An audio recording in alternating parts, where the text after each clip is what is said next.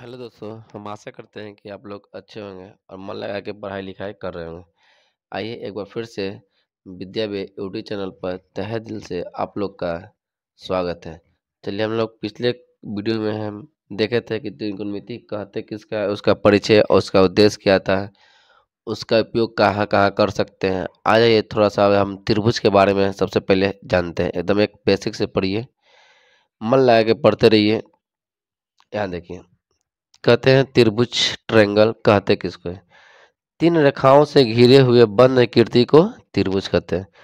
तीन रेखाओं से बंद घिरे हुए आकृति को देखिए, तीन रेखाखंड है ना, एक रेखाखंड, दो रेखाखंड, तीन रेखाखंड। उसी बोल जाएगा तीन रेखा खंडों से घिरे हुई बंद आकृति को त्रिभुज कहते हैं। अब देखिए इसका प्रॉपर्टी क्या क्या हो सकता है। त्रिभुज तीन रेखाखंडों से मिलकर बना है। कितने रेखाखंड से मिलकर बना है? तीन रेखाखंड से। त्रिभुज में तीनों कोनों कोण होते हैं। देखिए, एक कोण यहाँ है, दो कोण, तीन कोण, और उनका योग कितना डिग्री होता है? 180 डिग्री। अब आइए त्रिभुज के प्रकार। देखिए, भुजा के आधार पर दो प्रकार के त्रिभुज होती है, एक कोण के आधार पर, एक भुजा के आधार पर। आइए, भुजा के आधार पर त्रिभुज तीन प्रकार के होते हैं। देखिए, भुजा के आधार पर त्रिभुज तीन प्रकार के होते हैं। कौन कौन होते हैं इसके बारे में जानेंगे। तो पहला है समबाहु त्रिभुज, वैसा त्रिभुज जिसकी सभी भुजा आपस में बराबर होती है। मान लीजिए कि ई कोण ए है तो ए भी ए होगा, ए भी ए होगा। ई एक्स है तो ए भी एक्स होगा, ए भी एक्स होगा। मतलब बोला जाए तो ए बी बराबर बी सी बराबर सी है। ये समबाहु त्रिभुज का गुण हुआ। समद्विबाहु त्रिभुज, वैसा त्रिभुज जिसकी दो भुजा आपस में बराबर होती है, जिसकी दो भुजा आपस में बराबर होती है उसे समद्विबाहु त्रिभुज कहते हैं। जैसे देखिए, सामने का कोण यानी सामने के कोण के सामने वाला भुजा है, या ऐसे बोल सकते हैं ए बी बराबर बी सी है, नॉट इक्वल टू सी है। मतलब ई और बी भुजा बराबर है, ई भुजा बराबर नहीं है।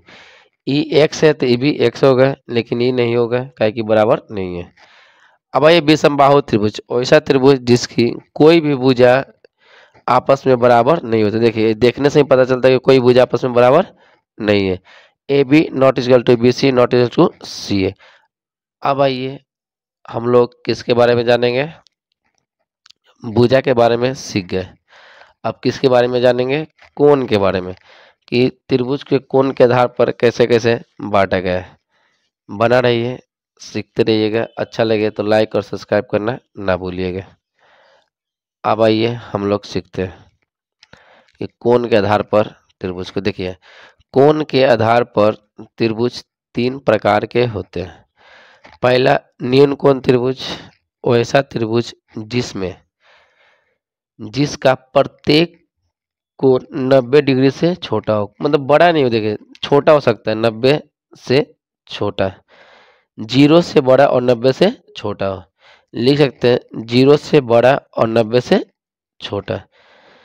देखिए 60-60, पता है कि त्रिभुज के तीनों कोणों का योग 180 होता है, 180 पूरे का, लेकिन न्यून कोण का शर्त होता है कि 90 डिग्री से छोटा और 0 से बड़ा हो। अब दूसरा देखिए, समकोण त्रिभुज, वैसा त्रिभुज जिसका यानी वैसा त्रिभुज जिसका एक कोण, वैसा त्रिभुज जिसका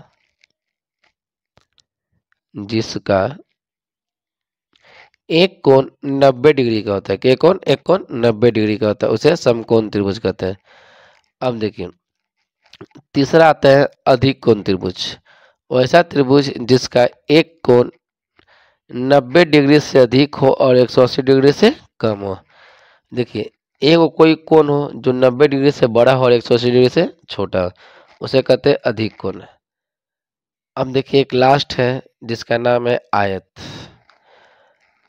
आयत वैसा चतुर्भुज जिसकी आमने सामने की समानांतर भुजा और प्रत्येक कोण 60 डिग्री हो।